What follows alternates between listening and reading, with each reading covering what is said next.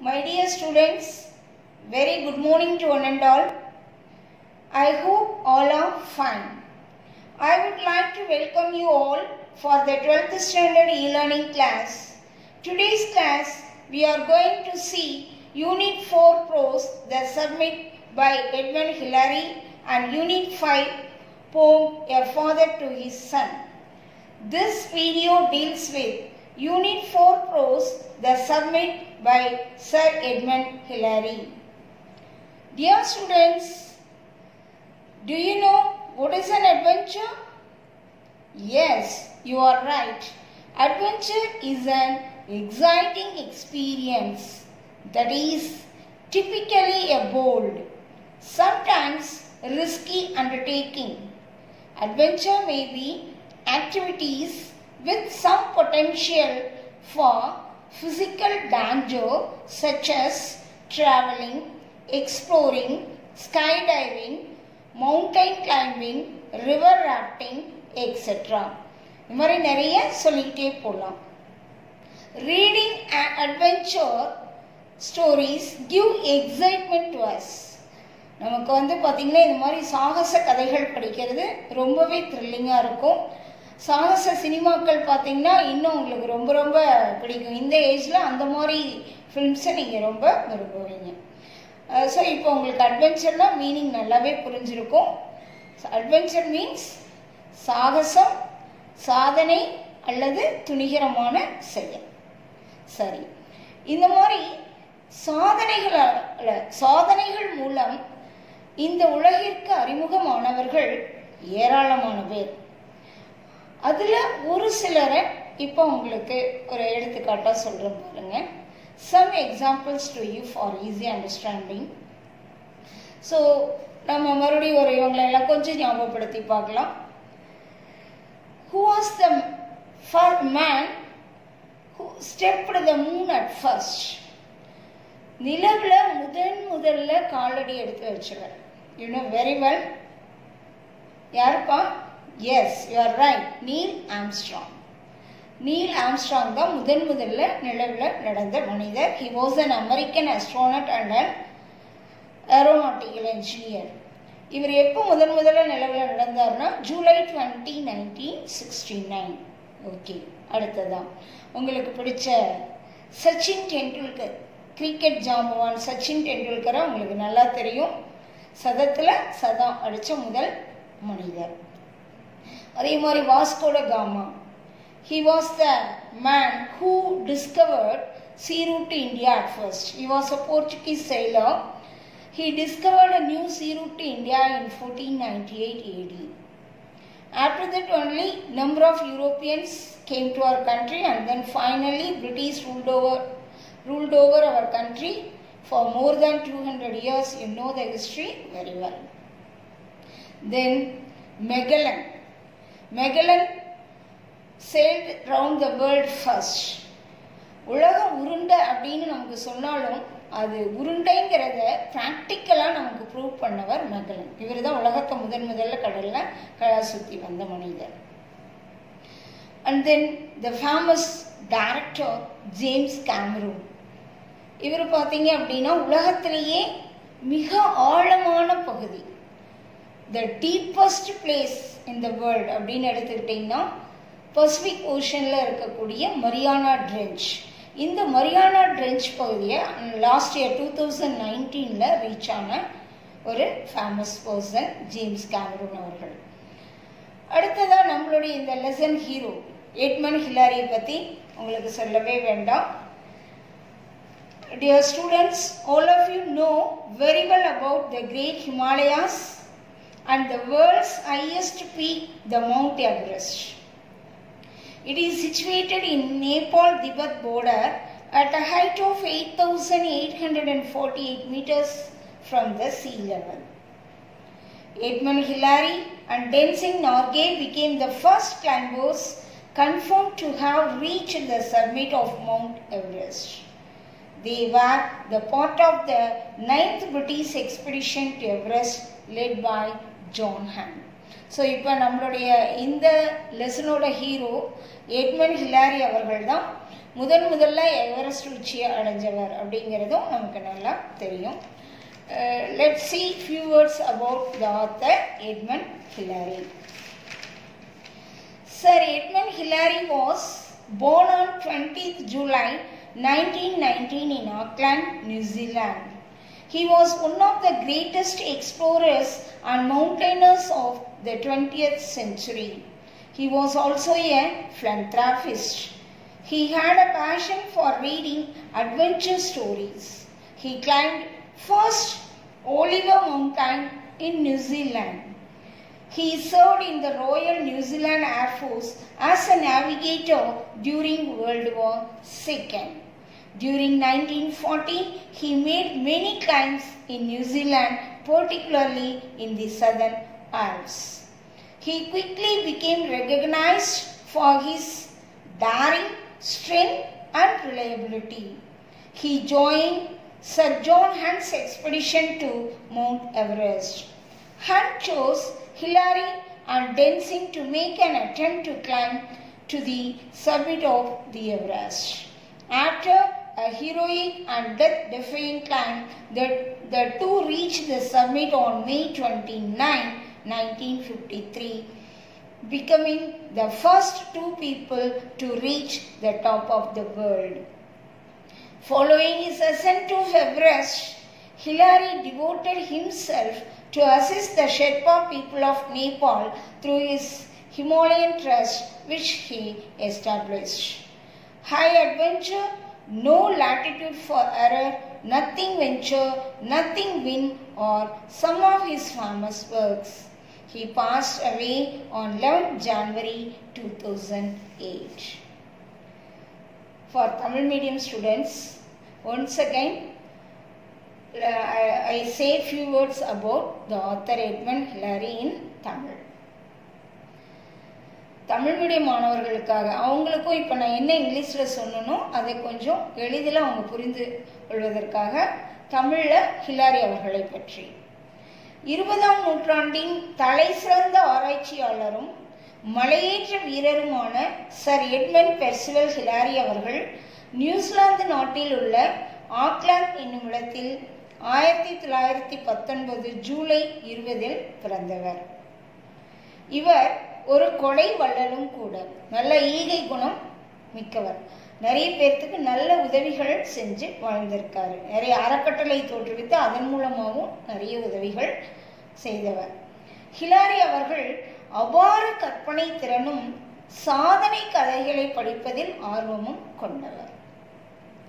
அவருடைய பள்ளி சுற்றுலாவின் போது ரூபே மலைக்கு சென்ற அவருக்கு மலைகளின் மீது அபிமானம் ஏற்பட்டது. அதாவது அவருக்கு இந்த மாதிரி மலைகளில் ஏறணும் அப்படிங்கிற ஒரு இன்ட்ரெஸ்ட் ஃபஸ்ட்டு எப்போ ஏற்பட்டதுன்னா அவருடைய ஸ்கூல் டூர் தான் அதுக்கு காரணம். இந்த ரூபே மலை மேலே ஏறினது. அடுத்ததாக பார்த்தீங்க அப்படின்னா ஏறக்குறைய 7500 அடி உயரமுள்ள ஆலிவர் மலை மீது ஏறினது தான் அவர் முதல்ல ஏறிய மலையேற்ற பயணம். 2ஆம் உலகப் போரின் போது ராயல் நியூசிலாந்து விமானப்படையில் விமான ஓட்டியாக பணிபுரிந்தவர். உங்களுக்கு எல்லாத்துக்கும் நல்லா தெரியும், 2ஆம் உலகப் போர் செப்டம்பர் 3, 1939 ஸ்டார்ட் ஆகி 1945 முடிஞ்சது. அந்த 2ஆம் உலகப் போரில் இவர் அவருடைய நாட்டுக்காக விமானப்படையில் சர்வீஸ் பண்ணியிருக்காரு. 1940களில் தெற்கு ஆல்ப்ஸில் பல மலையேற்றங்களை செய்தார். தெற்கு ஆல்ப்ஸ் மலையில் பார்த்தீங்க அப்படின்னா ஏறுறது, சறுக்கிறது, இந்த மாதிரி பலமுறை மலையேற்ற பயிற்சிகளில் ஈடுபட்டிருக்காரு. தைரியம், பலம் மற்றும் நம்பகத்தன்மை காரணமாக விரைவில் அங்கீகரிக்கப்பட்டார். அவருடைய அந்த போல்ட்னஸ், ஸ்ட்ரென்த், ரிலையபிலிட்டி காரணமாக தான் அவர் விரைவில் அங்கீகரிக்கப்பட்டிருக்கார். சர் ஜான் ஹண்ட் என்பவருடன் இணைந்து எவரெஸ்ட் சிகரத்தின் மீது ஏறும் பயணத்தை தொடங்கினார். ஹண்ட் ஹிலாரியையும் வழிகாட்டியாக டென்சிங் என்பவரையும் தேர்ந்தெடுத்து எவரெஸ்ட் சிகரத்தை அடையும் பயணத்தை தொடங்கினார். ஹண்ட் அவர்கள் தலைமையில தான் ஹிலாரி தனக்கு கைடு, அதாவது வழிகாட்டியாக டென்சிங்கை கூட அழைச்சிட்டு இந்த எவரெஸ்ட் சிகரத்தில் ஏறியிருக்காரு. மிக கடுமையான போராட்டத்திற்கு பிறகு ஹிலாரியும் டென்சிங்கும் மே 29, 1953 எவரெஸ்ட் உச்சியை அடைந்தனர். இதன் மூலம் முதலில் எவரெஸ்டை அடைந்த இருவர் என்ற பெருமையை பெற்றனர்.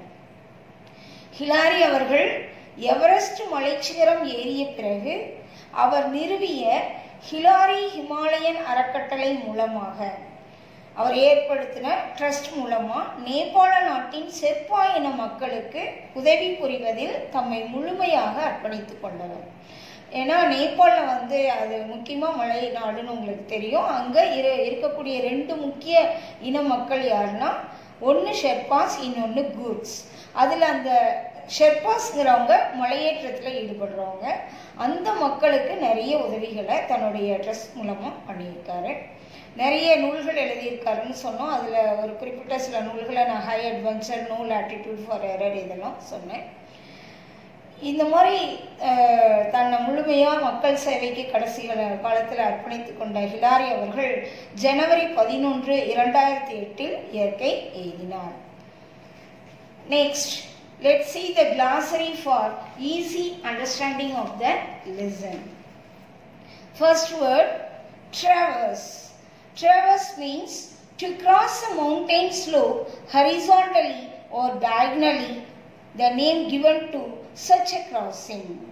அதாவது மலையை கிடைமட்டமாக அல்லது குறுக்காக கடந்து போறதுக்கு தான் traverse அப்படின்னு சொல்லுவோம்.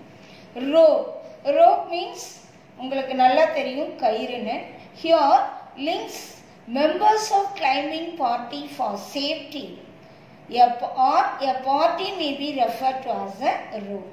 கயிறுங்கிறது நம்ம பொதுவாக சொல்லக்கூடிய பொருள். ஆனால் இந்த இடத்துல என்ன அர்த்தம் அப்படின்னா, மலையேறும் குழுவினர் பாதுகாப்பிற்காக கயிற்றால் ஒருவருக்கொருவர் கட்டிக்கொள்ளுதல். Cornice. How to pronounce this word? Cornice. Overhanging mass of snow or ice along a ridge shaped like the curling crest of a wave. மலை முகட்டிலிருந்து கீழ் நோக்கி உறைந்த பனிக்கட்டியால் ஆன பகுதியை தான் நம்ம கார்னிஸ்னு சொல்லுவோம். இதை பனி பாலம் அப்படின்னு சொல்லலாம். பனிப்பாறை அல்லது பனி பாலம் அப்படின்னு சொல்லலாம். அடுத்த நெக்ஸ்ட் வேர்ட் கும். How to pronounce கும்? An enclosed armchair shaped hollow situated at the head of a valley. அதாவது வேலினா உங்களுக்கே தெரியும் பள்ளத்தாக்கு. பள்ளத்தாக்கின் மேல்புறத்தில் மூடப்பட்ட கை நாற்காலி போன்ற ஒரு வடிவம் தான். அதாவது பள்ளத்தாக்கில் நம்ம கைப்பிடி வச்ச சேர் இருக்குல்லையாப்பா, அந்த மாதிரி ஒரு வடிவம் உள்ள அமைப்புக்கு பேர் தான் கும் அப்படின்னு பேர். Next word scrambling. Scrambling means climbing hurriedly on hands and knees. அதாவது கை கால்களை தொற்றி வேகமாக ஏறுறது. Wriggle, to move with a twist or turn. வளைந்து நெளிந்து நகருதல். Wriggleனா நெளிஞ்சிட்டு போறது. Tantalize, tease or taunt. கிண்டல் செய்யறது, எள்ளி நகையாடுறதுன்னு சொல்லுவோம் பொதுவாக. ஆனால் இந்த இடத்துல என்ன அப்படின்னா, நம்ப வைத்து நம்பிக்கையை ஊட்டி மறுபடியும் ஏமாற்றம் அடைய செய்கிறது. Crampon. Climbing on ice wearing spike shoes.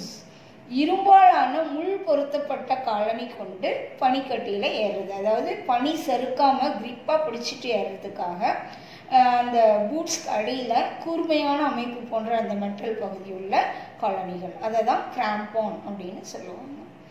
Okay students, the new words I think all have understood. We shall continue the prose part in the next video. Thank you students. Dear students, we will continue the prose part in this video. The summit by Edmund Hillary. Summit means a peak, the topmost point of a mountain, a gathering or assembly of leaders. இதனோட ஸ்நானம் என்னன்னு சொன்ன பாருங்க. அதாவது உச்சி அல்லது சிகரம் சொல்லலாம். ஒரு மலையுடைய உச்சி அல்லது சிகரம், அல்லது தலைவர்களுடைய மாநாடு குழு, அதாவது எ கேதரிங் கூட்டம் அப்படின்னு சொல்லலாம். இப்போ நீங்கள் கேள்விப்பட்டிருப்பீங்க எவரெஸ்ட் சிகரம் சொல்கிறோம், கஞ்சன்ஜங்கா சிகரம், அந்த மாதிரி. இது மலை உச்சி. அதே மாதிரி சார்க் உச்சி மாநாடு, இந்த சார்க் சம்மிட்னு சொல்கிறோம் இல்லையா, இது தலைவர்களுடைய கூட்டம். I think all of you have understood the meaning for the word the summit. Adventures, expeditions and explorations are always exciting, just for warm up, especially when they are real, and if it is the first of its kind, it is even more thrilling. The only question that comes to one's mind is what makes one to take up such tasks that involve high risks. It is the spirit of formidable adventure and certain qualities which make them achieve such feats. உங்களுக்கு ஏற்கனவே அட்வென்ச்சர்னா என்னன்னு நான் சொன்னேன். தீரச் செயல், சாதனை, சாகசம், இதெல்லாம் தீரச் செயல்கள், ஆய்வு பயணங்கள் மற்றும் புதிய இடங்கள் கண்டுபிடித்தல் எப்போதுமே உற்சாகத்தை தூண்டுபவைதான். குறிப்பாக அவைகள் உண்மையான நிகழ்வுகள் மற்றும் முதலாக நடைபெறுபவையாக இருந்தால் இன்னும் அதிகமாக நமக்கு சிலிர்ப்பை ஊட்டக்கூடியவையாக இருக்கும். ஒருவருடைய மனசுல தோன்றும் ஒரே கேள்வி என்ன, இப்போ உங்களுக்கு தோன்ற ஒரே கேள்வி என்னன்னா, எது ஒருவரை இது போன்ற அதிக அபாயங்களை உள்ளடக்கிய பணிகளை மேற்கொள்ள செய்கிறது? இந்த மாதிரி ஆபத்தான வேலை ஒருத்தரை எது செய்ய வைக்குது அப்படிங்கிற கேள்வி நம்ம எல்லாத்துக்குமே தோணும். மிகப்பெரிய தீரச் செயல்களின் உணர்வும் சில குண அதிசயங்களுமே அவங்கள இந்த மாதிரி சாதனைகளை செய்ய தூண்டுது. ஒரு சர்டைன் குவாலிட்டிஸும் அவங்களுடைய டேலண்ட்டும் தான். So here given some qualities required to achieve such a feat. Feat na enna? It is a difficult task or difficult accomplishment அப்படினு சொல்லலாம். சாதனை அப்படினு சொல்றோம் featனா. இந்த அருண் செயலை செய்யறதுக்கு, இந்த சாதனை புரியறதுக்கு சில குவாலிட்டிஸ் வேணும் அப்படின்னு நான் சொன்னேன். அந்த மாதிரி குவாலிட்டிஸ் என்னென்னா பேஷன், பேரார்வம், ஃபேம் புகழ், டிரைவ் உந்து சக்தி, ஃபெய்த் நம்பிக்கை, டிட்டர்மினேஷன் உறுதி, கரேஜ் தைரியம், பிசிக்கல் ஃபிட்னஸ் உடல் தகுதி, மணி பணம், இன்ஸ்பிரேஷன் உந்து சக்தி, அன்டையிங் ஸ்பிரிட் இடைவிடாத முயற்சி, உள்ளுணர்வு, பர்சிவரன்ஸ் விடாமுயற்சி. இந்த மாதிரி காரணிகளால தான் ஒருத்தங்களுக்கு இந்த மாதிரி சாதனைகளை புரியணும்னு எண்ணம் வருது. Okay students, we will see the lesson part. This prose unit is a slightly adapted excerpt from The Ascent of Everest by John Hunt. இந்த பாடம் நமக்கு ஜான் ஹண்ட் அவர்கள் எழுதிய The Ascent of Everest அப்படிங்கிற நூல்ல இருந்து எடுக்கப்பட்ட ஒரு பகுதி சற்று மாற்றம் செய்யப்பட்டிருக்கு. எக்ஸப்ட் அப்படின்னா ஒரு பகுதி அப்படின்னு அர்த்தம். ஸ்லைட்லி அடாப்டட் கொஞ்சம் மாற்றம் செய்யப்பட்ட பகுதி. ஆனால் அடாப்டட்னா எதை தழுவி எழுதப்பட்டிருக்கு அப்படின்னா The Ascent of Everest. Sir Edmund Hillary's own words tells how the summit of the Everest was reached. இந்த லெசன் இந்த சிகரத்தை அடைஞ்ச எட்மண்ட் ஹில்லாரி அவர்களே சொல்வது போல இருக்கு. Who narrates this prose? Sir Edmund Hillary. அவருடைய ஏன்னா அவர் தான் எழுதியிருக்காரு, அவரே சொல்ற மாதிரி எழுதியிருக்காரு. On May 28, there were 6 men at Camp 8 on the South Col. Col அப்படின்னா என்னன்னு தெரியணும் உங்களுக்கு. Col அப்படின்னா கணவாய், பாஸ் அப்படின்னு சொல்லுவோம். பாஸ்னா என்னன்னு படிச்சிருக்கீங்க. It is a narrow gap between mountains. It is used to cross the mountain easily. So இந்த தெற்கு கணவாய் வழியாக இப்போ இவங்க பயணத்தை தொடங்கணும்னு சொல்கிறாங்க. எப்போனா May 28 இயர் இங்கே கொடுக்கல, நம்ம மென்ஷன் பண்ணிக்கலாம். 1953 May 28, 1953 தெற்கு கணவாயில் 6 பேர் கொண்ட குழு தொடங்குறாங்க. அந்த குழுவில் 6 பேர் யாராருன்னு பாருங்க. Edmund Hillary, Tenzing, George Lowe, Alfred Gregory and the 2 Sherpas Pemba and Ang Nyama. But Pemba was too ill to climb. The others, heavily laden, climbed that day to a height of 27,900 feet. Here, Hillary and Tenzing put up a little tent and watched their 3 companions go down the ridge back towards the south cone. May 28, 1953 தெற்கு கணவாய் வழியாக 6 பேர் கொண்ட குழு இந்த மலையேற்றத்தை தொடங்குறாங்க. இதில் 6 பேர் யாருங்கிறத இப்போ தான் சொன்னேன். Hillary, Tenzing, George Lowe, Alfred Gregory, Pemba and ஆன்னியாமா. இவங்க 2 பேரும் செர்பாஸ். உடம்பு சரியில்லாதனால பெம்பா மலை ஏறல. ஆனால் கனமான சுமையோட மற்றவர்கள்லாம் 27,900 அடி வரைக்கும் அன்னைக்கு தினம் ஏறிட்டாங்க. அந்த இடத்துல அந்த 27,900 ஃபீட் இருக்குல்லையே, அந்த அடி உயரத்தில் ஹிலாரியும் டென்சிங்கும் ஒரு டென்ட் அமைச்சிக்கிட்டு, ஒரு கூடாரம் போட்டு தங்களுடைய 3 தோழர்களும் அந்த உச்சி வழியாக இறங்கி மறுபடியும் அவங்க சவுத் கோல் முகாமுக்கு திரும்புறத பார்க்குறாங்க. At the sunset, Hillary and Densing crawled into the tent, put on all their warm clothing and wriggled into their sleeping bags. Next morning at 4 a.m. on May 29, they began to get ready for the climb.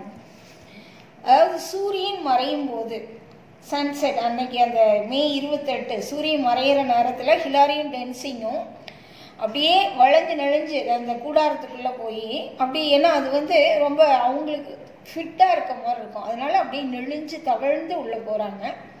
அவங்க என்ன மாதிரி dress போட்டிருக்காங்க அப்படின்னா ரொம்ப கதகதப்பாக இருக்கிற மாதிரி இருக்கக்கூடிய dress, வெப்பமான ஆடைகள்.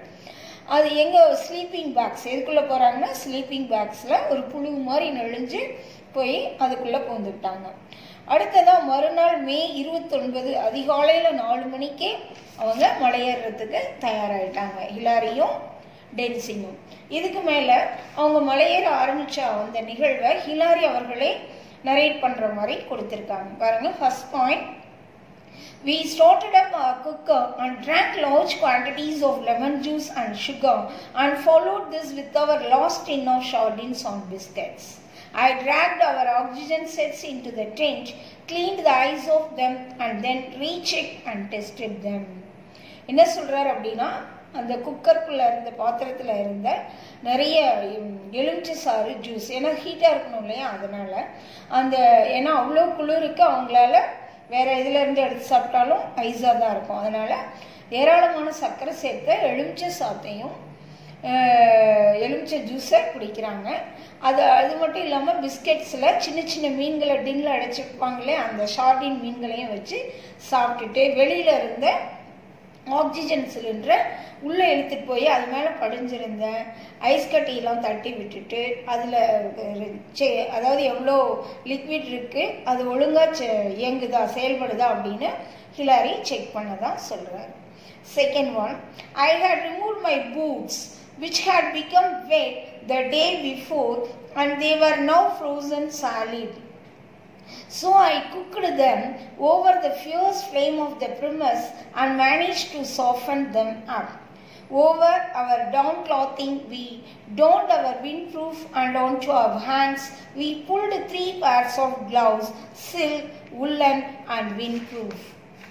அடுத்ததாக என்ன சொல்கிறாருன்னா, அந்த முந்தைய நாள் ஈரமான ஏன்னா அவங்க அவ்வளோ தூரம் மேலே ஏறி வந்தாங்க இல்லையா, அந்த உயரம் ஏறி வந்தப்போ அவங்க பூட்ஸ் எல்லாம் பனியில் ஈரமாயிடுச்சு. அதனால் அந்த பூட்ஸை அவங்க அடுப்பில் காட்டி அதை சாஃப்ட் பண்ணிட்டாங்க, அந்த ஐஸையெல்லாம் ரிமூவ் பண்ணி அதை சாஃப்ட் பண்ணிட்டாங்க அப்படின்னு சொல்கிறாரு.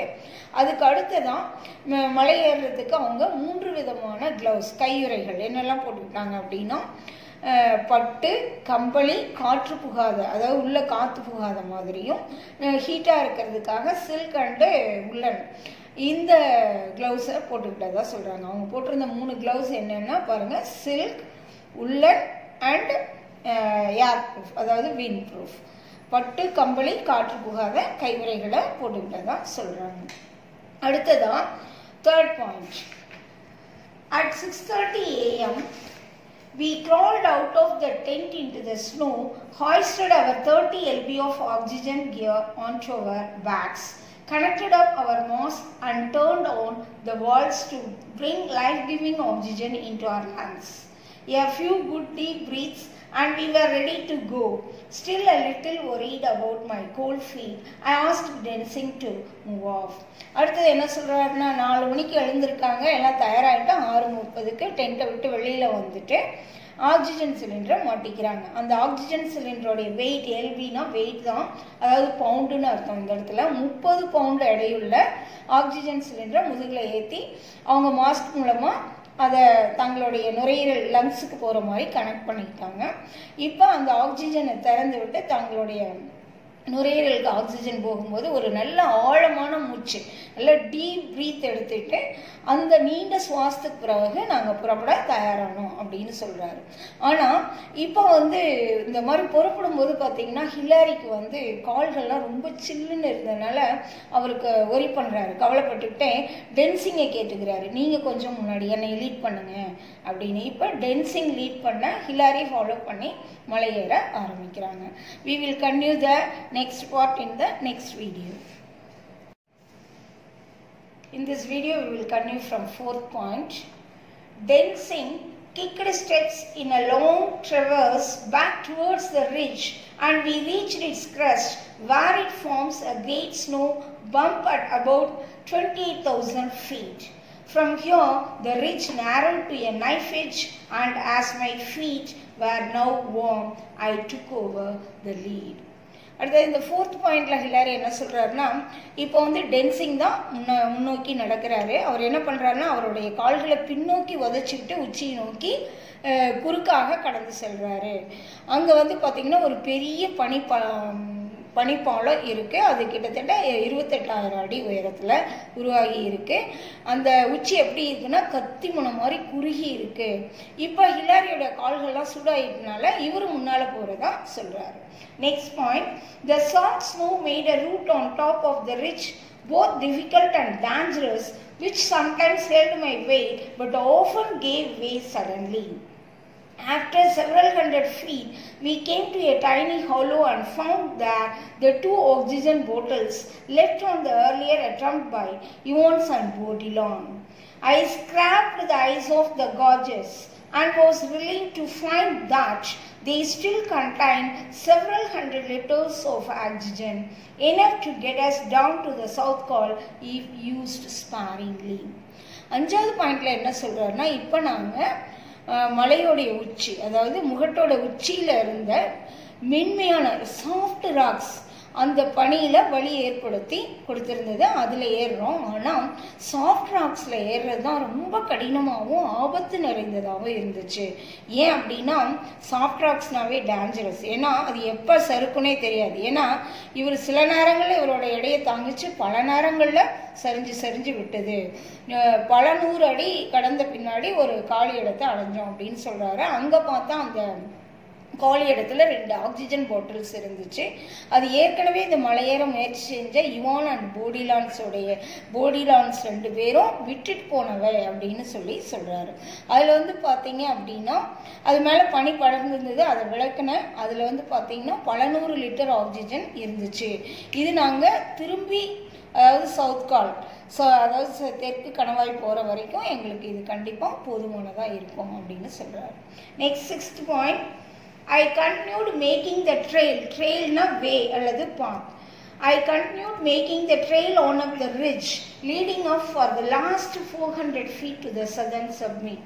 The snow on this face was dangerous, but we persisted in our efforts to beat a trail up it. அடுத்தது 6வது பாயிண்ட்ல என்ன சொல்றாரு பாருங்கன்னா, நான் இப்போ முகட்டின் மீது ஏறுறத தொடர்ந்தேன்.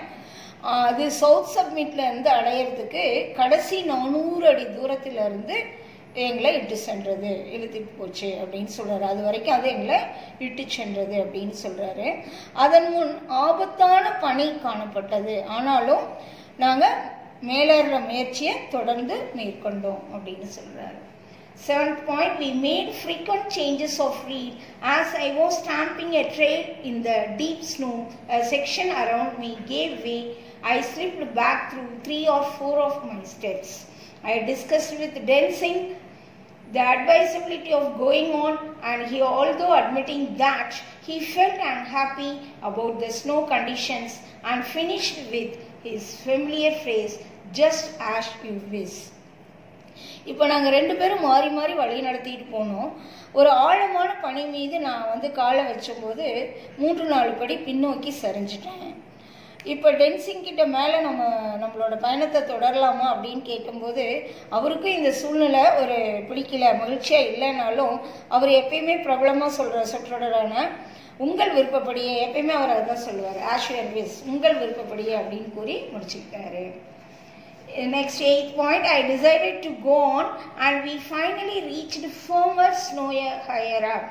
Firmer snow higher up and then chipped steps up the last steep slopes and crampled onto the south peak. It was now 9 a.m. நான் வந்து மேலே தொடர முடிவு செய்தேன். இந்த இடத்துல நான்கிறது ஹிலாரி. முடிவில் நாங்கள் கெட்டியான ஒரு பனிப்பாலத்தை அடைஞ்சிட்டோம். பிறகு மெதுவாக நாங்கள் அப்படியே அடி மேலே அடி வச்சு அந்த செங்குத்தான சரிவு வரைக்கும் போயிட்டோம். இது இப்போ நாங்கள் இந்த மாதிரி மெதுவாக அடி மேலே அடி வச்சு பத்திரமா போகிறதுக்கு எங்களுக்கு இந்த ஷூ தான், அதாவது அந்த உலோகத்தகடு பொருத்தப்பட்ட எங்களுடைய ஷூ இந்த தெற்கு சிகரத்தை அடையிறதுக்கு ரொம்பவே உதவியாக இருந்துச்சு. இப்போ மணி காலையில் 9 அப்படின்னு சொல்கிறேன். 9th point, we cut a seat for ourselves just below the south summit and removed our oxygen apparatus.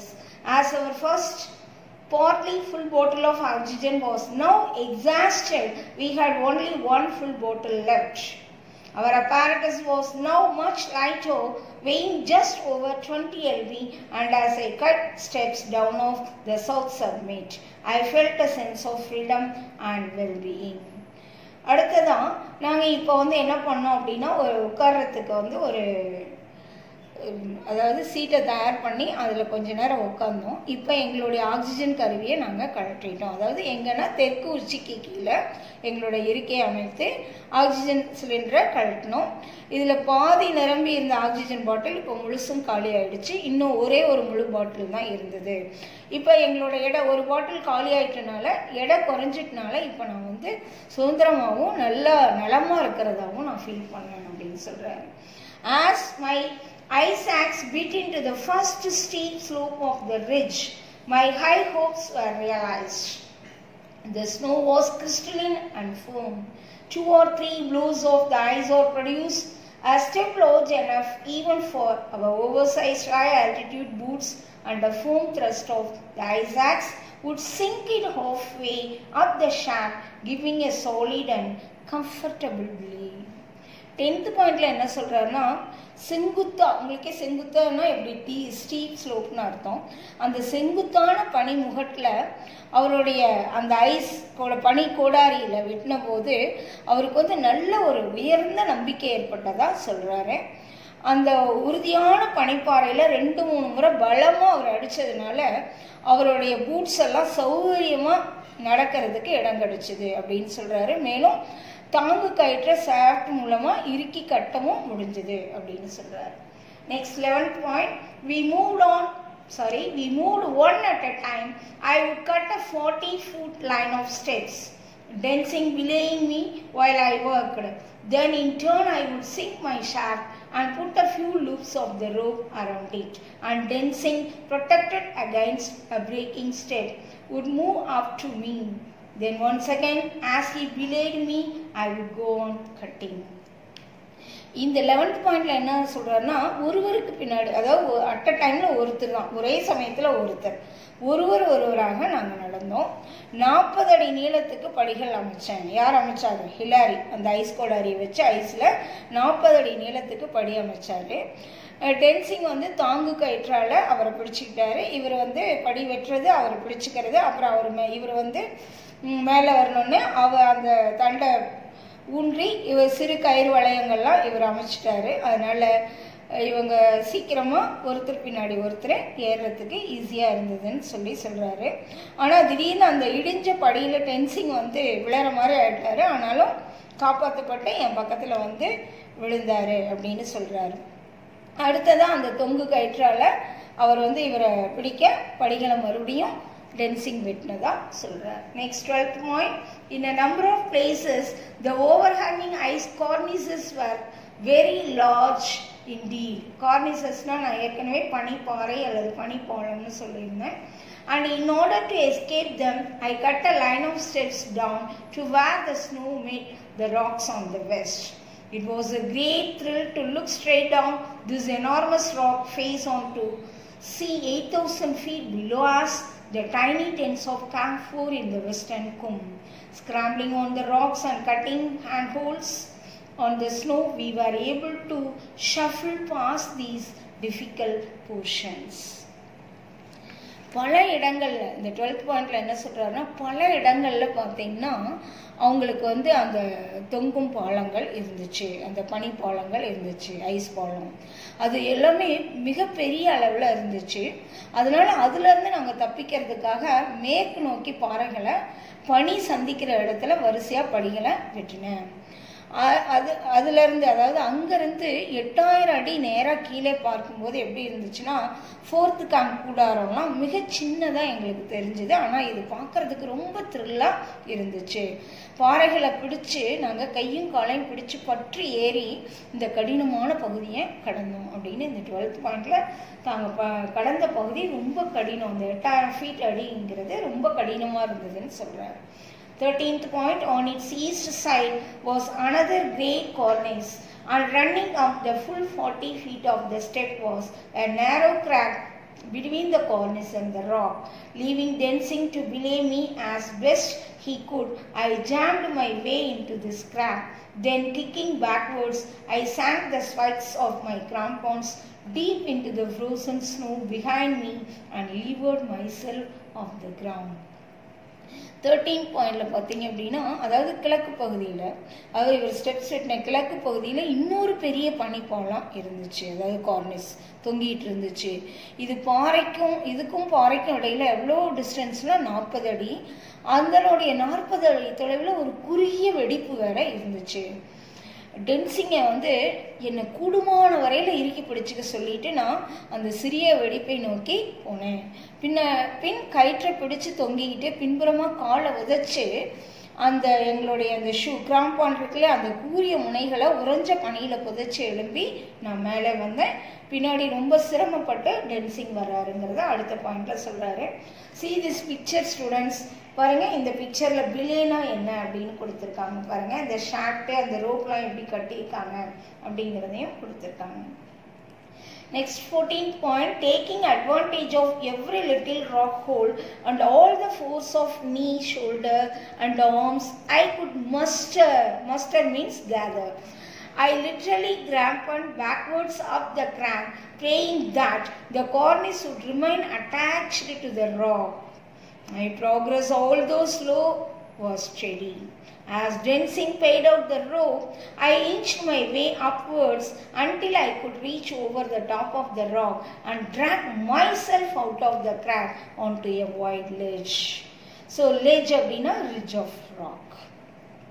இந்த 14th பாயிண்ட்ல என்ன சொல்றாரு அப்படின்னா, ஒவ்வொரு சிறிய பாறை பிடிப்பின் ஆதரவாலையும் முழங்கால், தோள்பட்டை, நீனா உங்களுக்கே தெரியும், முழங்கால், ஷோல்டர், தோள்பட்டை மற்றும் கைகளோட வலிமையை வச்சு அந்த வெடிப்பின் மறுபுறம் பாறையும் பனிப்பாலங்களும் ஒட்டி இருக்கணும்னு சொல்லி பிரார்த்தனை பண்ணிட்டேன்னா, வெறும் பாறையில் ஒட்டாமல் ஐஸ் மட்டும் தனியாக இருந்தால் கண்டிப்பாக காலை வச்சா கீழே விழுந்துருவாங்க. அதனால அந்த பாலத்தில் கால் வைக்கும்போது அந்த பாலம் வந்து பாறையோட ஒட்டி இருக்கணும்னு பிரார்த்தனை செஞ்சுக்கிட்டு மறுபுறத்தை அடைஞ்சோம்.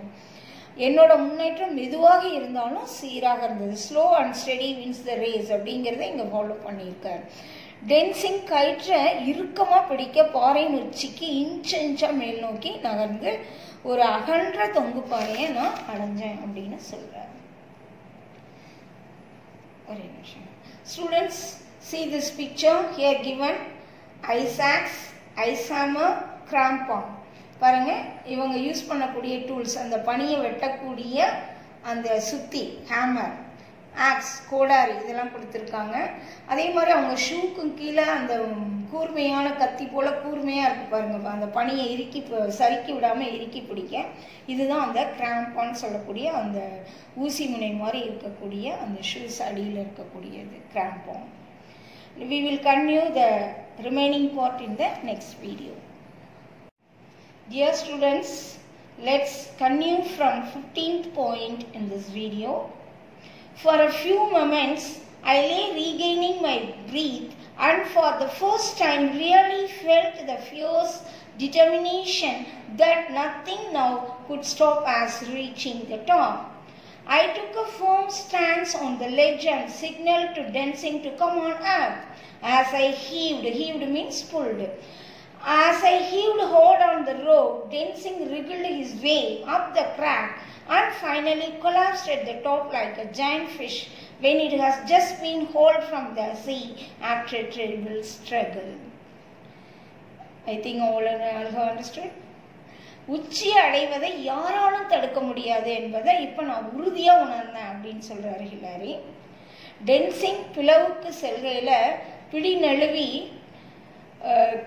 கடலில் பெரும் போராட்டத்துக்கு பின்னாடி பிடிக்கப்பட்ட ஒரு பெரிய மீன் போல நிலகுலைந்து உச்சியில் வந்து விழுந்தார் அப்படின்னு சொல்கிறார். ரொம்ப போராட்டத்துக்கு பின்னாடி தான் அவர் உச்சியில் வந்து விழுந்தார் அப்படின்னு சொல்கிறார். 16th point, the ridge continued as before, giant cornices on the right. Steep rocks sloped on the left. The ridge curved away to the right and we have no idea where the top was. As I cut around the back of one hump, another higher one would swing into view. Time was passing and the ridge seemed never ending.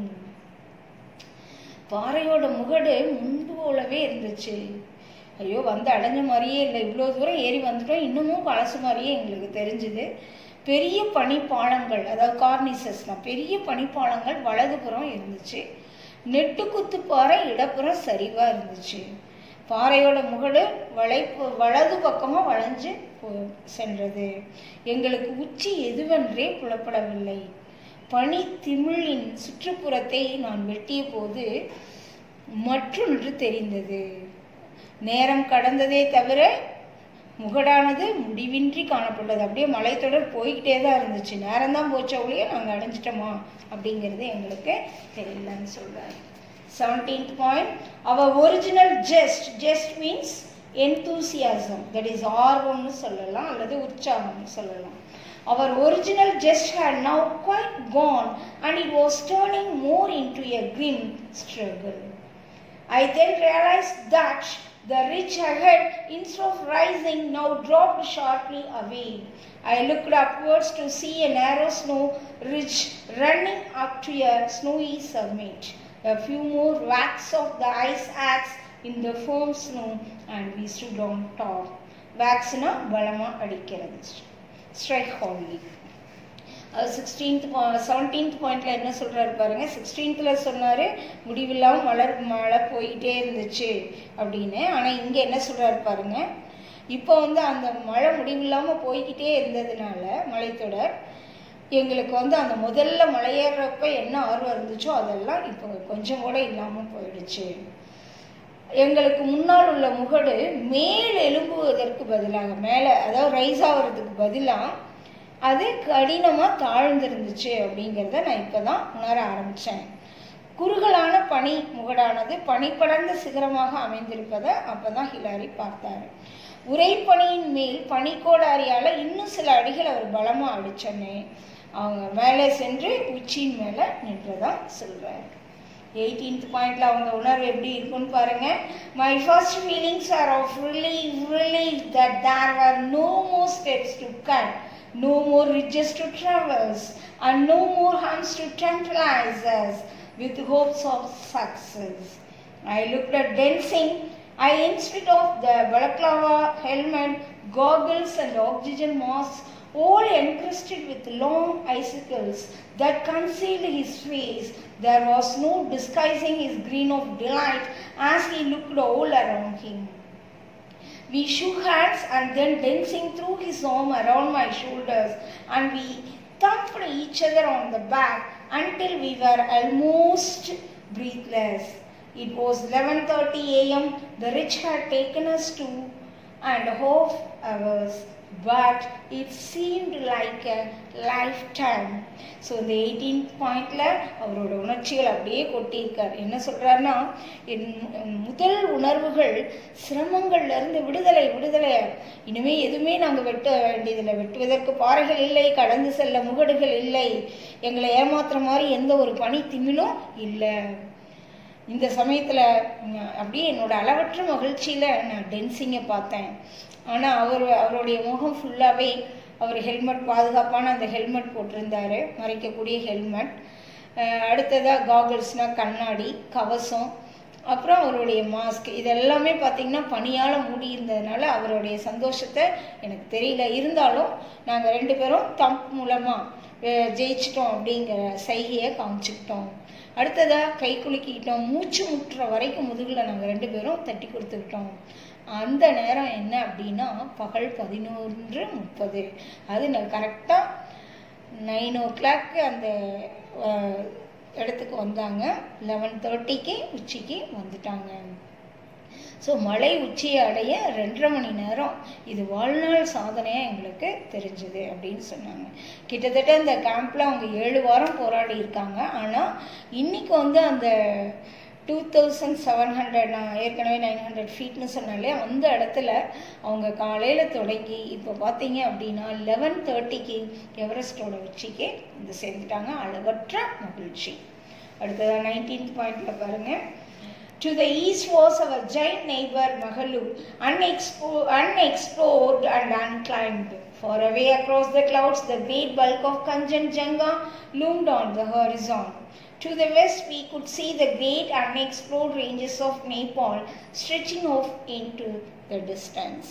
அதாவது எங்களுக்கு கிழக்க Hillary சொல்கிறாரு, எங்களுக்கு கிழக்க மகாலு அப்படிங்கிற கண்டுபிடிக்கப்படாத சிகரம் இன்னும் யாராலையும் ஏறப்படாமலும் இருந்துச்சு. தூரத்தில் கஞ்சன்ஜங்கா மேகங்கள் நடுவே நல்லா ஜொலிச்சிட்டு இருக்கு. மேற்கே நேபாளத்தில் இன்னும் அறியப்படாத சிகரங்கள் நிறைய தெரிந்தன அப்படின்னு சொல்கிறார். The most important photograph I felt was a shot down the north ridge showing the North Col and the world route which had been made famous by the struggles of those great climbers of the 1920s and 1930s. After 10 minutes, I realized that I was becoming rather clumsy fingered and slow moving, so I quickly replaced my oxygen set. 20th பாயிண்ட்ல என்ன சொல்றாரு பாருங்க. அதாவது நான் உணர்ந்த முக்கிய புகைப்படம் எது அப்படின்னா, இப்போ அவர் ஷூட் பண்ண அந்த வடக்கு முகட்டு, அதாவது நம்ம பார்த்தோன்னா அந்த வடக்கு கணவாய் இருக்கு இல்லையா, அதை படம் பிடிச்சது தான் அப்படின்னு சொல்கிறாரு. வடக்கு முகட்டின் கீழ் நோக்கிய காட்சி மற்றும் பழைய வழித்தடம் ஓல்டு ரோட். ஏன்னா முன்னாடி வந்த அந்த எக்ஸ்ப்ளோரர்ஸ் எல்லாமே ட்ரெக்கர்ஸ் எல்லாமே அதாவது வடக்கு கணவாய் வழியாகவே ஏறி வந்திருக்காங்க. ஸோ அந்த வடக்கு தடத்தை மேலே இந்த வடக்கு நார்த் ரிட்ஜில் இருந்து நார்த் கால் வரைக்கும் இவர் பிடிச்ச ஃபோட்டோ தான் அப்படின்னு சொல்கிறாரு. இதுதான் என்னால் மறக்க முடியாத புகைப்படம்னு சொல்கிறாரு. 10 நிமிடங்களுக்கு பிறகு அவருடைய விரல்கள்லாம் தளர்ந்து போனதையும் அவர் மெதுவாக நகர்றதையும் உணர ஆரம்பிக்கிறாரு. அதுக்கு காரணம் என்னன்னா அவருக்கு ஆக்சிஜன் குறைய ஆரம்பிச்சிருச்சு. அதனால உடனே தன்னுடைய ஆக்சிஜன் இணைப்பு அவரை மாற்றிக்கிறாரு. Next 21th point. Meanwhile, Densing had made a little hole in the snow, and in it he placed various small articles of food, a bar of chocolate, a packet of biscuits, and a handful of lollies. Small offerings indeed, but at least a token gift to the gods that all devout Buddhists believe have their home on this lofty summit.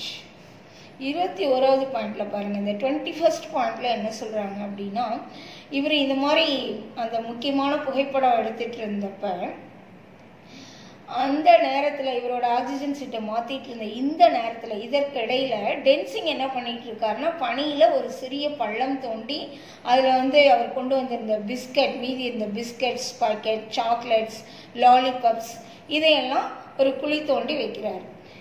எதற்காக அதையெல்லாம் அங்கே வைக்கிறார் அப்படின்னா, இதெல்லாம் கொஞ்சம் தான், ஆனாலும் இது இறைவனுக்காக வைக்கப்படும் காணிக்கை, அதாவது கடவுளுக்காக வைக்கப்படுறது. ஏன்னா புத்த மத நெறியாளர்கள்லாம் என்ன சொல்கிறாங்கன்னா, இந்த அளவு உயரத்தில் தான் தெய்வங்கள்லாம் உறைவதாக என்றாங்க. அதனால கடவுளுக்கு ஒரு சிறிய காணிக்கை அப்படின்னு சொல்லி அதையெல்லாம் அவர் பள்ளம் தோண்டி வைக்கிறார். Next 22nd point. While we were together on the South Col 2 days before, Colonel Hunt had given me a small crucifix which he had asked me to take to the top. I too made a hole in the snow and placed the crucifix beside Densing's gifts. 2 நாட்களுக்கு முன்னாடி நாங்கள் தெற்கு கணவாயில் south கோலில் இருந்தபோது kernel hunt வந்து என்கிட்ட ஒரு சின்ன சிலுவையை கொடுத்து நீ உச்சிக்கு எடுத்துகிட்டு போன்னு கேட்டுக்கிட்டார். நானும் அதை எடுத்துகிட்டு வந்தேன். இப்போ டென்சிங்கோட காணிக்கைக்கு பக்கத்துலேயே நானும் ஒரு குழியை தோண்டி இந்த சிலுவையை நட்டு வச்சேன் அப்படின்னு சொல்கிறார். Next 23rd point. After 15 minutes, I moved down off the summit onto our steps. Wasting no time, we cramped on along our tracks, spurred by the urgency of diminishing oxygen. We scrambled cautiously over the rock traverse, moved one at a time over shaky snow sections, and finally cramponed up our steps and back on to the south peak. 23rd பாயிண்ட்ல என்ன சொல்றாரு பாருங்க. 15 நிமிடங்களுக்கு பிறகு உச்சியிலிருந்து நாங்கள் என்ன வழியில் ஏறணுமோ அதே வழியில் இறங்கி வர ஆரம்பித்தோம். ஏன் அப்படின்னா எங்ககிட்ட இருந்த ஆக்சிஜன் குறைய ஆரம்பிச்சிருந்தது. அதனால because of the reduction of oxygen they getting down. சீக்கிரமாக இறங்கணும், இல்லை அப்படின்னா ஆக்சிஜன் தீர்ந்துட்டா சிரமமாயிடும் அப்படின்னு சொல்லிட்டு குயிக்காக நாங்கள் 15 நிமிஷம் மட்டும் மேலே நின்னோம். அப்புறம் இறங்க ஆரம்பிச்சிட்டோம். இப்பயும் வந்து ஒரு சமயத்தில் ஒருவர் அப்படின்னு கவனமாக பனி மேலே காலை வச்சு நாங்கள் தென் சிகரத்தை அடைஞ்சோம், அதாவது சவுத் காலுக்கு வந்தோம் அப்படின்னு சொல்கிறாரு. Next part we will continue in the next video. Let's continue from 24th point in this video. We were now very tired but moved down to the 2 reserve cylinders on the ridge. As we were only a short distance from camp and had a few liters of oxygen left in our own bottles, we carried the extra cylinders down and reached our tent on its grassy platform at 2 p.m. 24வது பாயிண்ட்ல என்ன சொல்றாருன்னா, இப்போ நாங்கள் ரொம்பவும் கலப்பாக இருந்தோம். ஆனால் 2 oxygen பாட்டில்கள் இருந்த இடத்துக்கு போகணும். ஏன்னா எங்ககிட்ட கொஞ்சம் தான் ஆக்சிஜன் இருந்தது. அதனால அதை எடுத்துக்கிட்டோம்னா நமக்கு கொஞ்சம் சேஃப் அப்படிங்கிறதுக்காக அந்த இவான் போரிலான் விட்டு போயிருந்தேன். அந்த 2 ஆக்சிஜன் எடுக்க அந்த முகட்டை நோக்கி இறங்கணும். முகாமுக்கு சிறிது தூரத்திலேயே நாங்கள் இப்போ இருந்தோம். எங்களோட சிலிண்டரில் ஆக்சிஜன் குறைவாக இருந்ததுனால அதிகப்படியான சிலிண்டரில் எடுத்துகிட்டு வந்துட்டோம். 2 மணிக்கெலாம் நாங்கள் டென்ட்டுக்கு போயிட்டோம், கூடாரத்தை அடைச்சிட்டோம்.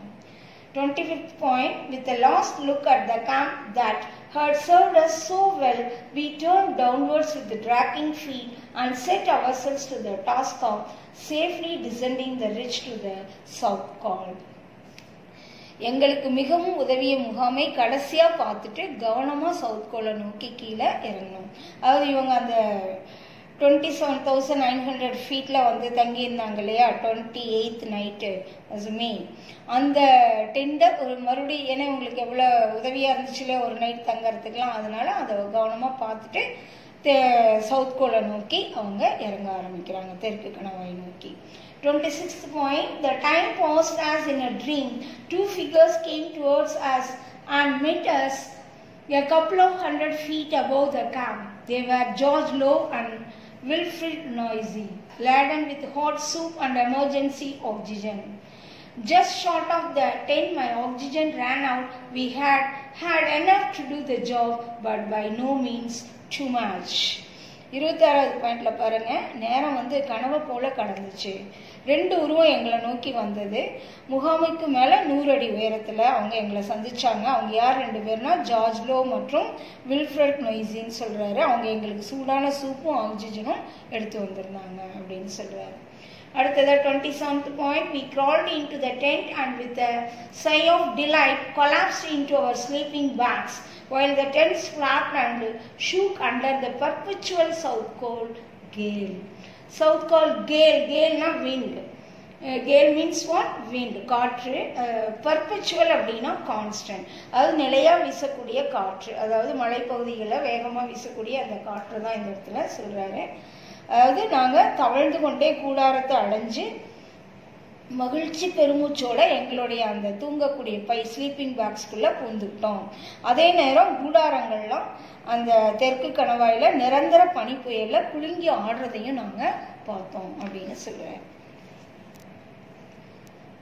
Next John Hunt. See the picture here given.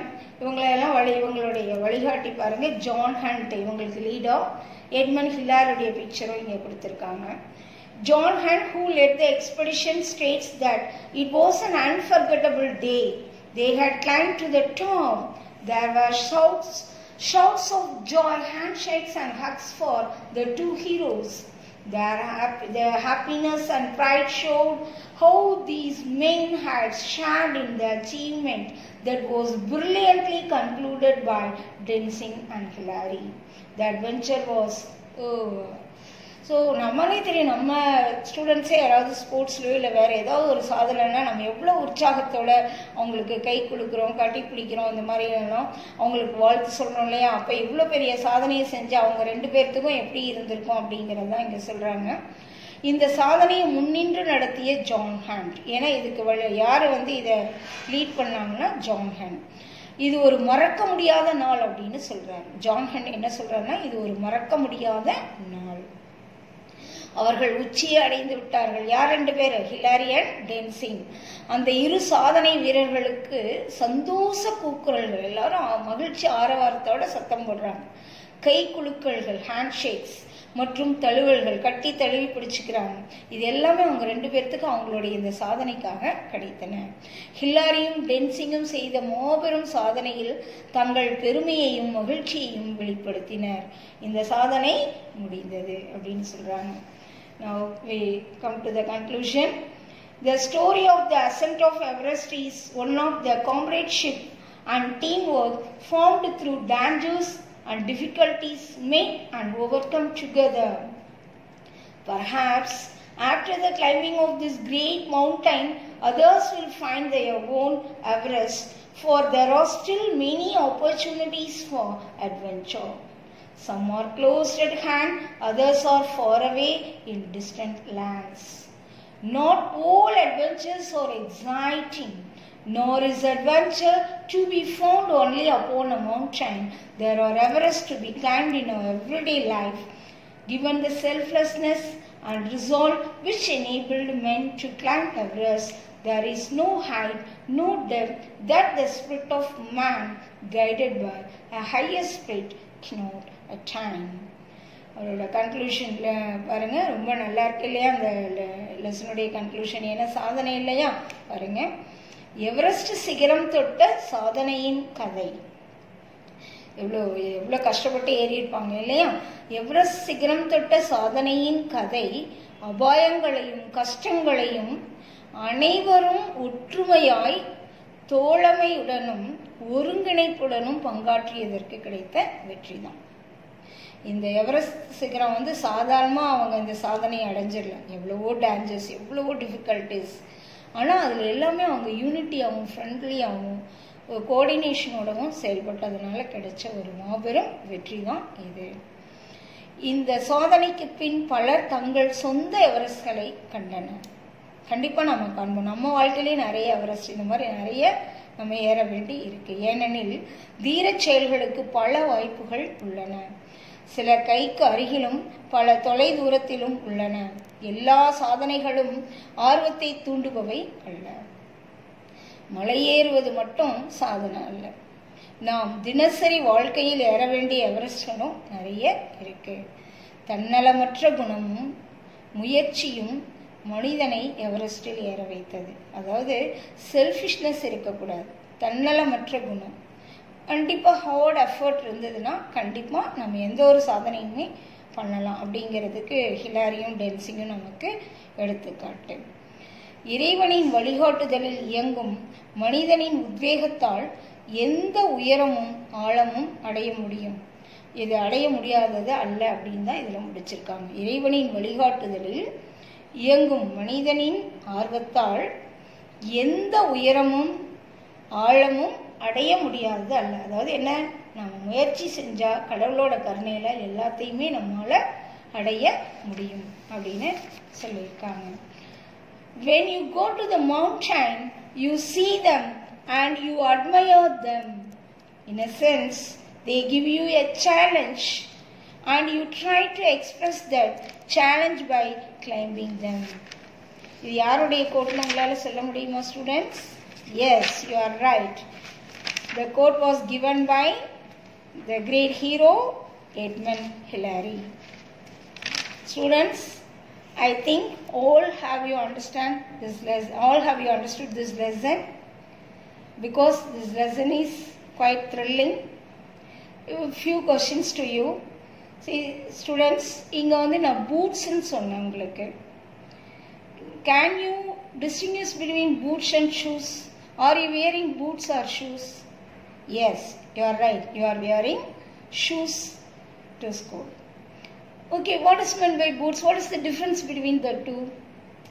Boots அப்படினா என்னன்னா பாருங்க, boots are footwear that covers not only the feet but also the ankles and sometimes even the lower leg. அதாவது நம்ம வந்து ஷூங்கிறது நம்மளுடைய பாதம் மட்டும் கொஞ்சம் கவர் ஆகும். ஆனால் இது வந்து நம்ம மேலே ஆங்கிள் வரைக்குமே, குதிகால் வரைக்குமே இருக்கும். சில சமயங்களில் நம்மளுடைய லோயர் லெக்கையும் ஃபுல்லாகவே கவர் ஆகிற மாதிரி இருக்கிறது தான் பூட்ஸ். அதுவும் பனியில் ஏறும்போது உங்களுக்கே தெரியும், அது வந்து ஸ்பைக்ஸ் அடியில் இருக்கும். Okay, few questions to you. Who steps on Everest first? Yes, already you know very well. Sir Edmund Hillary and Tenzing Norgay. Okay students, can you say who was the youngest to climb Mount Everest? ரொம்ப சின்ன வயசுல இந்த இடத்தை அடைஞ்சவங்க யாருன்னு உங்களால சொல்ல முடியுமா? Jordan Romero, a 13-year-old boy from California. He reached the place on May 22, 2010. And a girl, Malavat Purna, 13-year, 11 months girl also reached Mount Everest.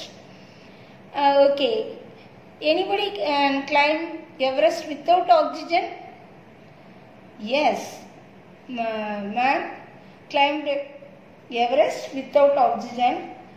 The two men named Reinhold Messner and Peter Hebler. The first men climbed Everest without oxygen. They reached Mount Everest on 8th May 1978. So like that number of questions we may say, because in India, can you say who first reached? So you have to prepare. I think all of you familiarly know about the first woman of India, that is first woman reached Mount Everest was Pachendri Pal. Likewise, you may search number of lists from Google.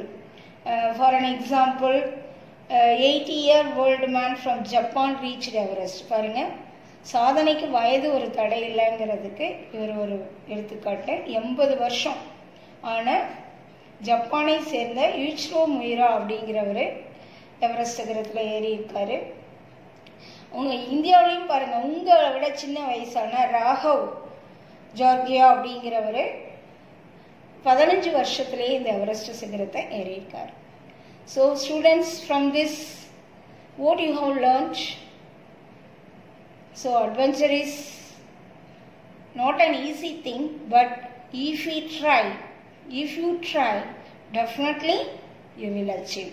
கண்டிப்பாக எதிர்காலத்தில் நீங்களும் எதையாவது ஒரு சாதனையை உங்களால் செய்ய முடியும். அதற்கு தேவையான குவாலிட்டிஸ் என்னங்கிறது உங்களுக்கு தெரியும். அந்த குவாலிட்டிஸ் எல்லாமே உங்கள்கிட்ட இருக்குது. இதை ஃபாலோ பண்ணிங்கன்னா definitely you will become an achiever. Thank you students. Have a nice day.